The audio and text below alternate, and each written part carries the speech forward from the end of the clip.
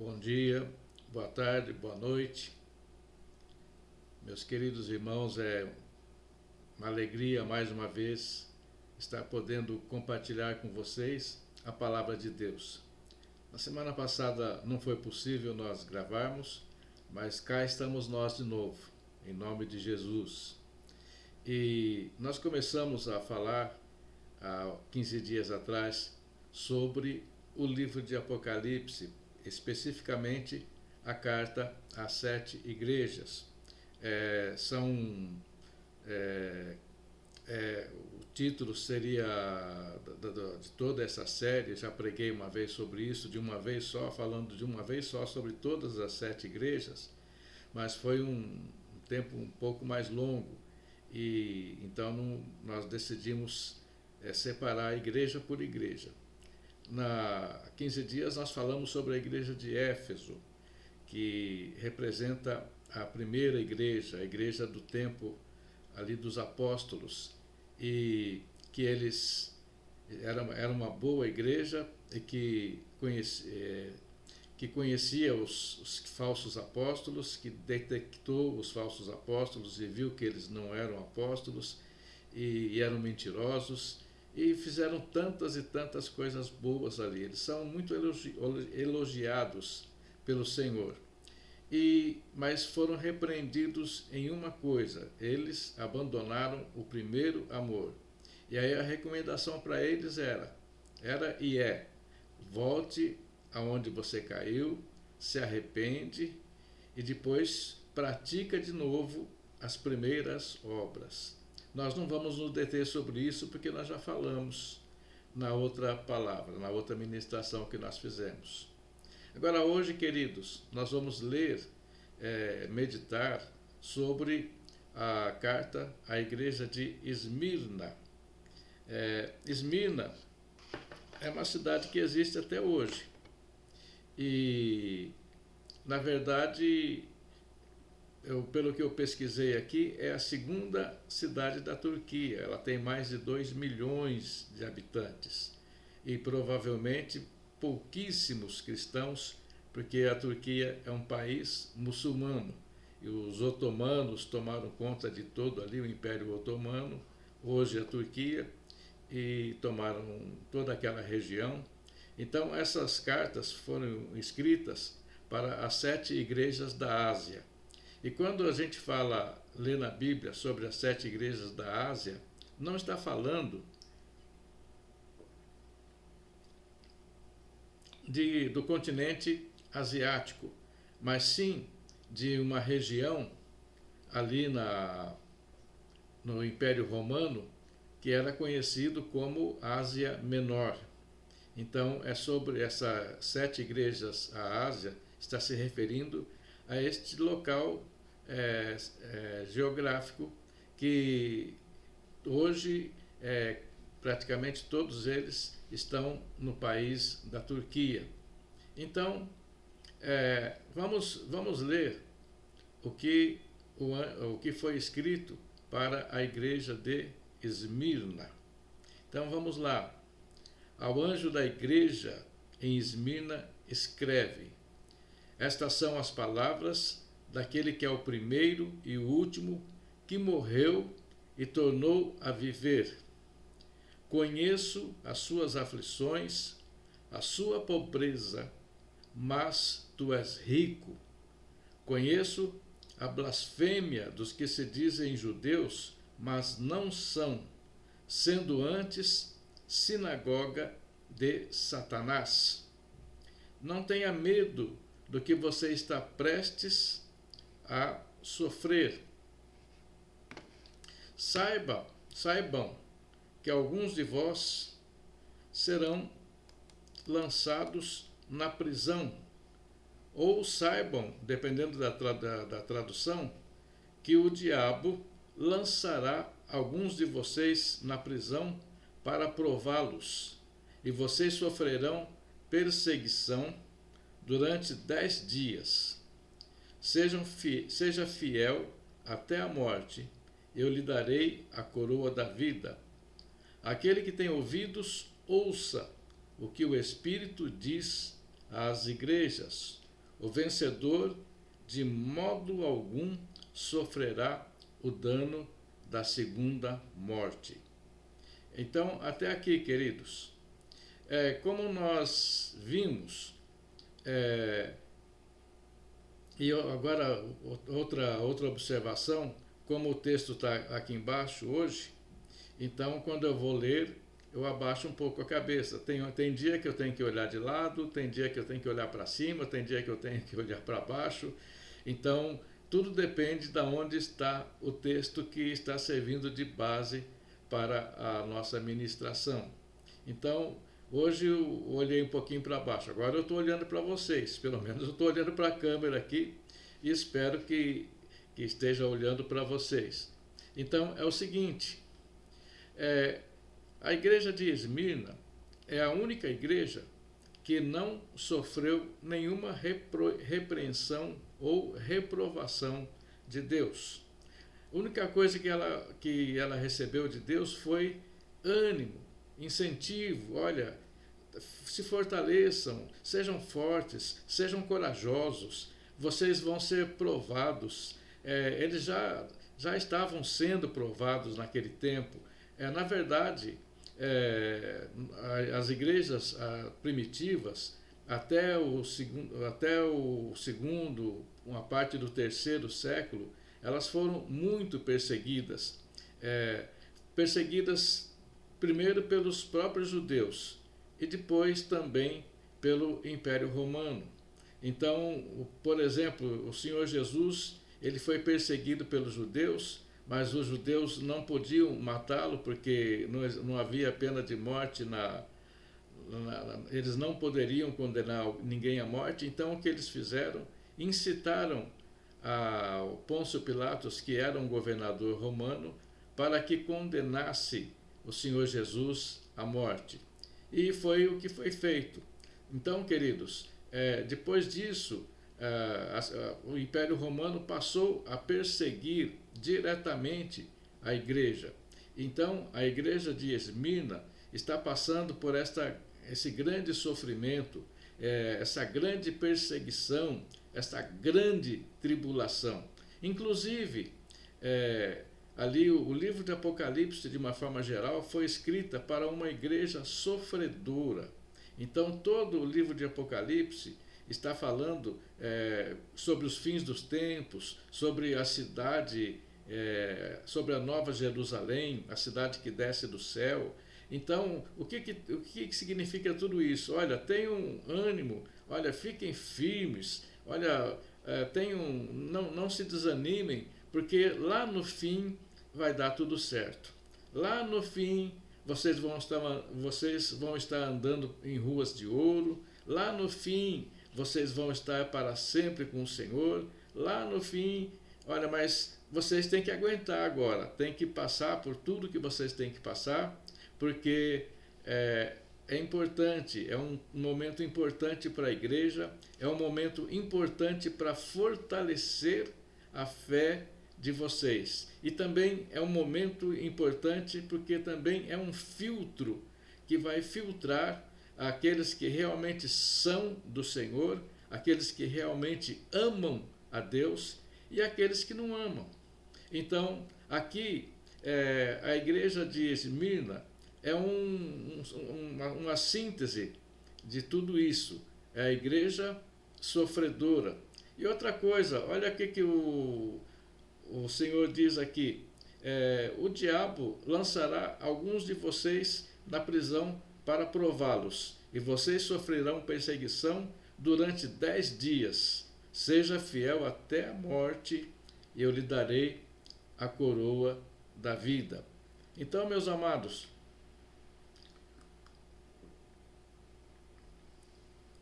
tem algumas coisas na Bíblia que a gente às vezes fica com alguns pontos de interrogação. Como assim? O Senhor diz, para João escrever, e fala assim, olha, o diabo vai lançar alguns de vocês na prisão, e vocês vão sofrer por 10 dias. Exatamente 10 dias, nem 11 e nem 9, 10 dias. E também, eu fico pensando, uma vez eu estava pensando, e se eles fizessem aquelas orações poderosas de guerra espiritual que alguns de nós ainda faz nos dias de hoje, e se eles repreendessem o inimigo em nome de Jesus, com toda a força, com toda a segurança, eles não passariam por essa tribulação?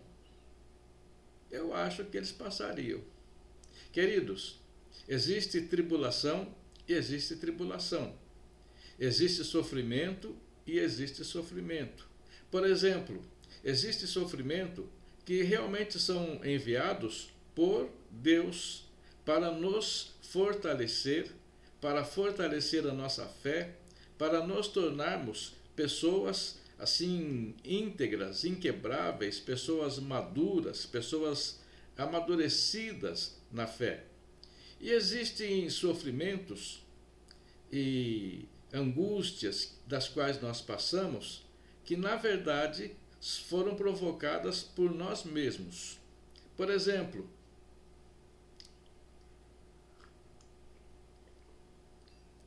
se você ganha X por mês e gasta X mais Y e mais Z, o que acontece? Se você gasta muito mais do que você ganha, você vai ter uma séria tribulação financeira. Você vai ter o seu telefone tocando toda hora, as pessoas te cobrando, as pessoas batendo na porta da sua casa. Provavelmente o seu nome vai ficar ali no Serasa, seu nome vai ser sujo, você não vai poder comprar crédito, e isso é uma grande tribulação, mas foi provocada por você mesmo. Isso é uma coisa. Agora, quando você não faz nada para provocar, para lá na frente você ter que colher, porque a Bíblia é muito clara: tudo quanto nós semeamos, tudo quanto nós plantamos, nós colhemos. E às vezes você plantou uma série de coisas que não são boas, e lá na frente, obviamente, você vai colher. Então, isso daí é uma coisa provocada por você. Agora, queridos, você está semeando a palavra de Deus, você está pregando a palavra de Deus, e você, na sinceridade do seu coração, você está sendo fiel a Deus. E o que acontece? De repente, você está em tribulação. De repente, as pessoas, mentindo, dizem todo o mal contra você. De repente, do nada, alguém vira a cara e fica seu inimigo e começa a falar mal de você para outras pessoas, e de repente as outras pessoas acham que aquilo é verdade, e você começa a passar por tribulações. Agora, nesse caso, queridos, você tem que se alegrar e orar por estas pessoas, orar por aqueles que te maltratam e te perseguem, e abençoar aqueles que te amaldiçoam, e assim por diante. É como o Senhor Jesus nos ensina. Agora, a questão, por exemplo, mas como é que o diabo tem poder, ou teve poder, para pegar pessoas de uma igreja que o Senhor Jesus está elogiando e lançar essas pessoas na prisão? Como é que ele tem esse poder? Queridos, o Martinho Lutero, ele disse uma coisa que a cada dia parece mais verdadeira. No começo, talvez a gente tivesse alguma dúvida. Inclusive, alguns achavam que, por causa desses pensamentos dele, que ele tinha alguns problemas psíquicos. E que é assim, ele diz o seguinte, que Deus tem o diabo, assim, ele segura o diabo numa coleira. E quando ele sente a necessidade de provar alguém, ou quando Deus quer provar alguém, o que ele faz? Ele vai esticando a corda do diabo. e deixa o diabo, aquele cachorro bravo que ele vai lá e e a pessoa sofre, até que Deus puxa de novo a corda e o sofrimento daquela pessoa cessa, mas a partir dali ela está mais madura, mais amadurecida, está melhor do que ela estava antes da tribulação e se tornou um cristão mais firme, mais fiel, mais cheio da graça do Senhor, porque toda aquela tribulação fez com que ele orasse, ou ela orasse mais, e orando mais, então o que acontece? A pessoa fica mais cheia da presença de Deus. Então aqui nós vemos aqui que o diabo lançou algumas pessoas na prisão. E a corda dele estava esticada por 10 dias. Depois de 10 dias, o Senhor puxou a corda de volta. E se você quer alguma coisa semelhante, por exemplo, lá no livro de Jó, o que acontece? Os filhos de Deus se apresentam a Deus, e entre eles, quem que está? Satanás, o inimigo das nossas almas. E Deus provoca Satanás e fala assim: você viu? Da onde você vem? Deus pergunta. Ele diz: eu vim de rodear a terra e passar por ela. E Deus fala: você viu o meu servo Jó? Como ele é reto, como ele é temente a Deus e como ele se desvia do mal? O diabo diz: claro, o Senhor deu tudo para ele, ele tem tudo. Deixa eu tirar as coisas que ele tem para ver se ele continua fiel. E Deus diz assim: então você está autorizado, pode tirar tudo que ele tem, mas não toque na vida dele. Olha que coisa. Deus limitou a ação do inimigo, liberou que ele agisse, mas sem tocar na vida de Jó. E foi o que aconteceu. Jó perdeu tudo. E ele louvou a Deus. A sua esposa disse: por que você não amaldiçoa esse teu Deus e morre? E ele disse: mulher, você está falando que nem uma louca. Eu receberia o bem de Deus e não receberia o mal? Deus me deu, Deus me tirou, louvado seja Deus. Então, Jó permaneceu fiel. E daí o diabo foi novamente na presença de Deus. E aí Deus ainda instigou mais. Disse: você viu como ele permaneceu fiel? Aí o inimigo disse: mas é porque ele tem saúde. Deixa eu tocar na saúde dele para ver se ele continua fiel. E aí Deus permitiu, falou: você pode tocar no físico dele, só não lhe tira a vida. Ou seja, mais uma vez o inimigo tinha uma restrição. E mais uma vez Deus esticou a corda. E o que aconteceu? Jó ficou doente, começou a ter chagas por todo o corpo, ele se coçava com cacos, e acredito até que foi aí que a sua esposa disse para ele amaldiçoar a Deus e morrer.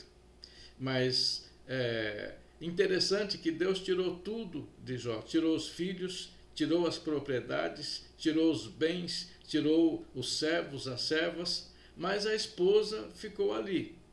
E a esposa, eu acredito que se ela fosse aquela esposa cordata, aquela mulher que entusiasma o marido, aquela mulher que incentiva o marido, então talvez ela não teria permanecido. Mas ela era daquela mulher bem chatinha. Ela ficava ali: tá vendo, tá vendo? Olha só, olha o que você é hoje. E se não bastasse a esposa dele, aí ele recebeu a visita de 3 amigos muito amigos, que foram lá visitá-lo. E por alguns dias eles ficaram sentados ali sem dizer uma só palavra. Seria ótimo se eles continuassem sem dizer nenhuma só palavra. Mas quando eles abriram a boca para falar bobagem. Ou seja, eles disseram para Jó: você está assim porque você pecou contra Deus. Você está assim por causa do seu pecado. Deus está te castigando porque Deus castiga os pecadores. Resumindo tudo aquilo que eles disseram. Claro que você vai ler de uma forma diferente. Tanto é que o livro de Jó é escrito em forma de poesia. Então, para aqueles que conhecem o hebraico, o aramaico, eles vão entender que se trata de um livro poético, mas baseado num fato que realmente aconteceu. Então, queridos, o que aconteceu no fim de tudo isso? Jó, lá no finalzinho, ele diz para Deus: antes eu te conhecia só de ouvir falar, mas agora eu te conheço face a face. E Deus deu em dobro tudo quanto Jó tinha. Tudo lhe foi restituído. Então, queridos, ele foi provado e foi aprovado naquilo que ele passou. Porque Deus conhecia o coração dele e sabia que ele era um homem fiel. Então, Deus não precisava saber se Jó era ou não um homem fiel, porque Deus sabia que ele era. Mas ele fez isso para mostrar para o inimigo, para mostrar para nós, para mostrar para você e para mim, que existem homens que são fiéis a Deus, e Jó se tornou um exemplo e uma inspiração para cada um de nós, principalmente quando nós estamos passando por tribulações, quando nós estamos passando por lutas. Então, nós olhamos para a vida de um homem como a vida de Jó e somos inspirados a permanecer firmes e firmados no Senhor e na palavra do Senhor.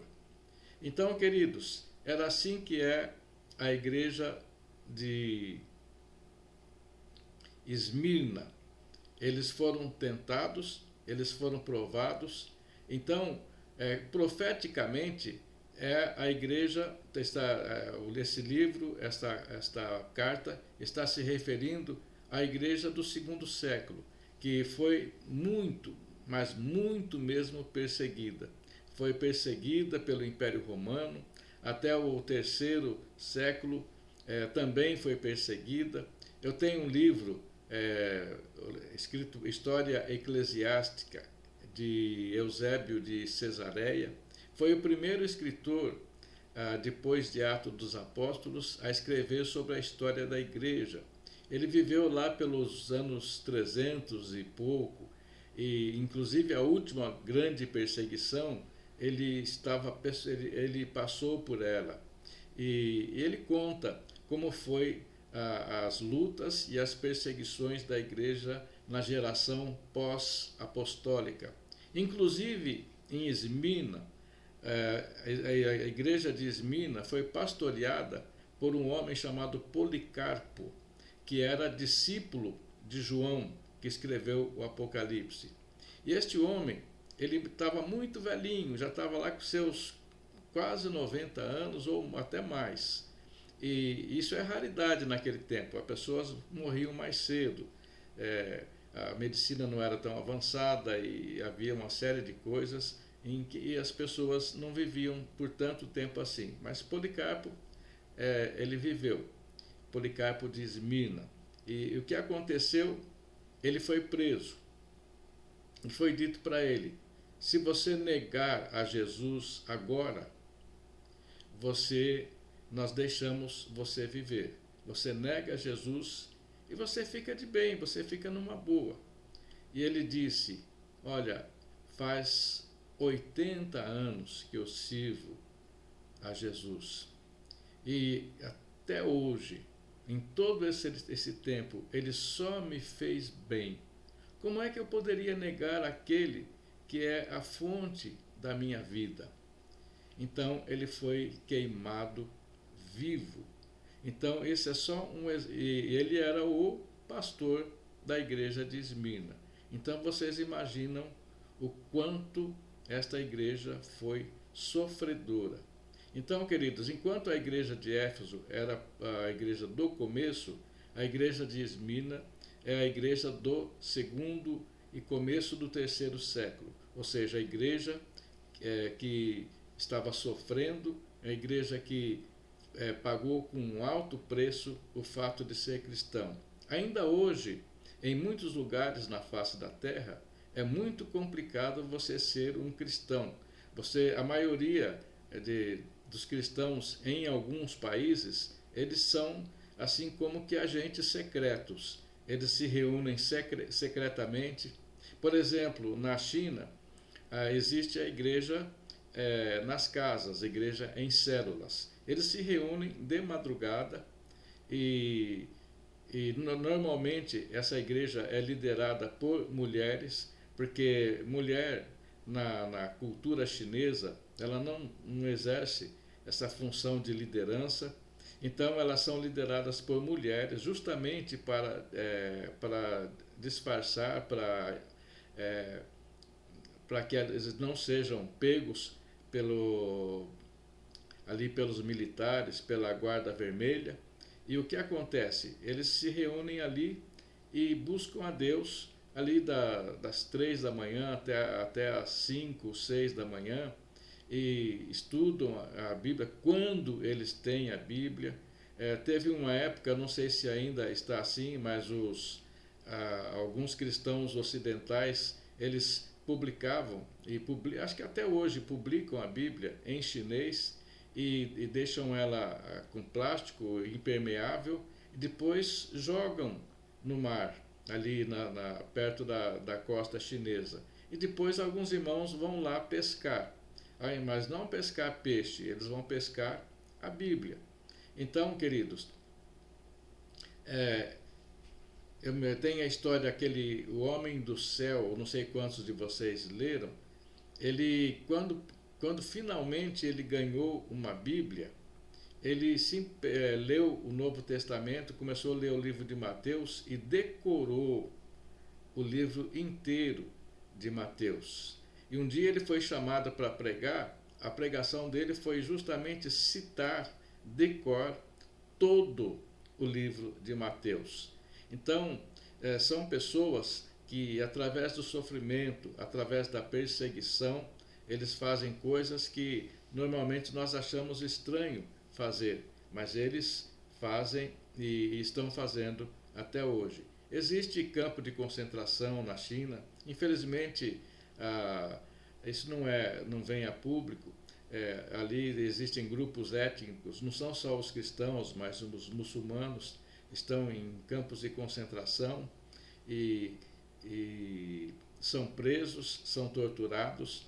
Então, queridos, isso também existe nos dias de hoje. E não é só na China, nos países muçulmanos em geral, no Irã, ali no Afeganistão, no Paquistão.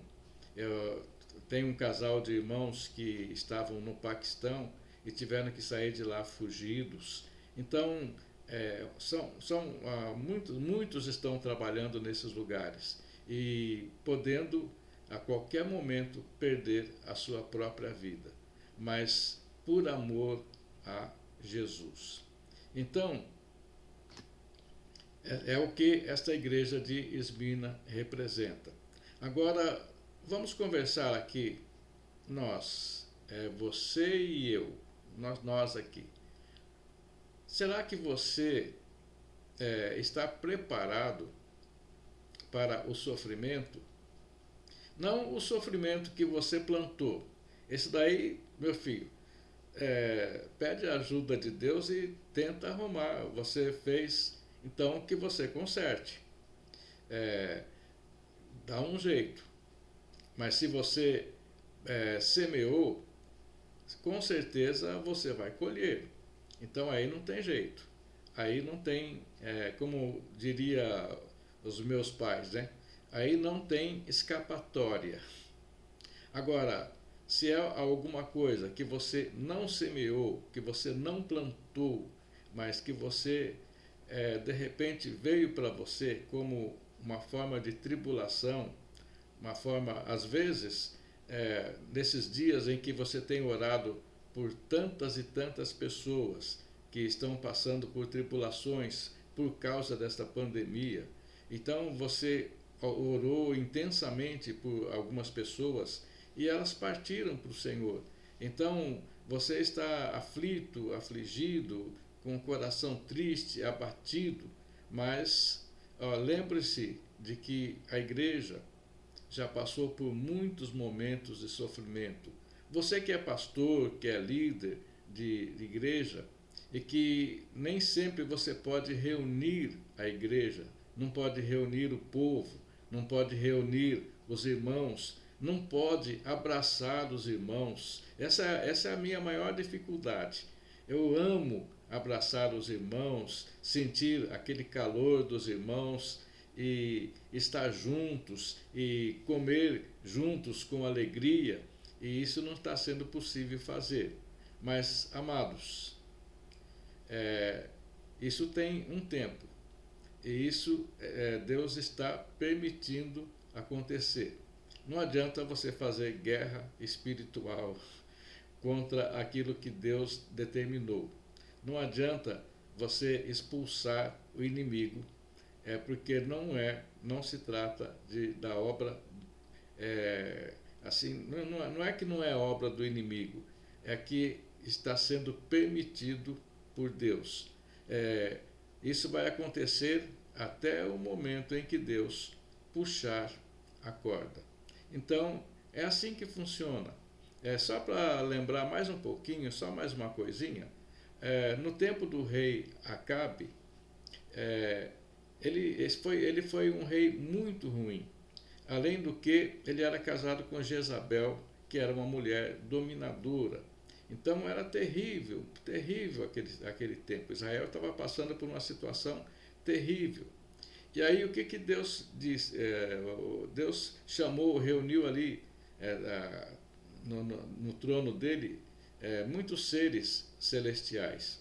E ele disse assim: quem de vocês pode ir e impelir Acabe a sair para a guerra?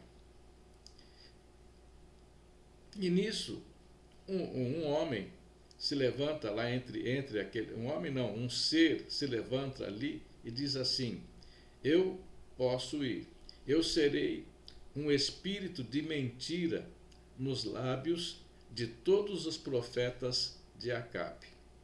Todos os profetas que estão do lado de Acabe. Quem que é o pai da mentira? É inimigo das nossas almas.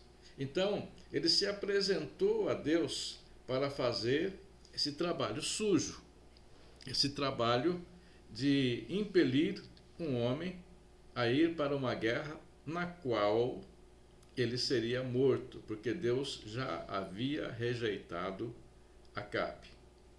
E Acabe tinha convidado o rei de Judá, Josafá, para ir com ele. Então eles foram consultar os profetas. Então Acabe trouxe todos os profetas e todos eles disseram que eles poderiam ir e que eles seriam vitoriosos. Aí Josafá ficou meio desconfiado e falou: mas escuta, não tem nenhum outro profeta aí? Esses daí parece que estão meio suspeitos. E aí o que aconteceu?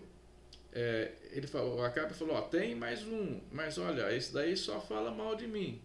Ele não é muito confiável, não. Ele não vai muito com a minha cara. E aí Josafá falou: olha, então nós não vamos sair daqui enquanto não ouvirmos esse profeta. Isso que eu acabei de falar para vocês foi exatamente o que este homem profetizou. Acho que é Aías o nome desse profeta, eu não tenho certeza. Mas ele falou: eu vi o trono de Deus e vi Deus falando, e quem pode levar Acabe para a guerra, para que ele seja destruído. E aí alguém lá se levanta e diz: eu serei o espírito de mentira nos lábios de todos os profetas de Acabe. Ou seja, eu estou aqui falando a palavra de Deus, a verdade de Deus, e todos os outros são mentirosos. E foi o que aconteceu. Acabe foi para a guerra e ali ele morreu. E olha que Josafá inadvertidamente ainda foi com ele. Ele pegou a roupa de rei e colocou em Josafá, falou: olha, seja você o rei, eu vou me vestir como um soldado comum. E o que aconteceu? O inimigo lançou uma flecha a esmo e aquela flecha caiu entre a armadura do rei Acabe. E ali ele morreu. Ali ele finalmente terminou a sua vida de maldade e de perversão aqui nesta terra. Então, queridos, mais uma vez, Deus permitiu que isso acontecesse. Então, nós precisamos entender um pouquinho mais da palavra de Deus. Tem muita gente que tem mais medo do inimigo do que medo de Deus. Queridos, o inimigo já está vencido. Ele já foi vencido na cruz. Quando Jesus se entregou na cruz por cada um de nós, o inimigo foi derrotado, foi vencido. Jesus venceu a morte, que era o último inimigo a ser vencido. Então, queridos, se você quer ter temor, tenha o temor de Deus. Tenha o temor de Deus. E não tenha, se você está em Deus, se você tem certeza que seu coração está em Deus, você tem certeza que a sua vida está em Deus, então não tenha medo do sofrimento nem das provações, porque elas estão vindo para fazer de você uma pessoa melhor, uma pessoa cheia do Espírito Santo, uma pessoa cheia da graça do nosso Senhor, uma pessoa que vai trazer muitos frutos para a glória de Deus. Que Deus te abençoe, meu irmão, minha irmã, que Deus te fortaleça e que você tenha uma excelente semana de bênção e de vitória na presença de Deus. Amém, meu querido, amém, minha querida, que Deus te fortaleça em nome de Jesus.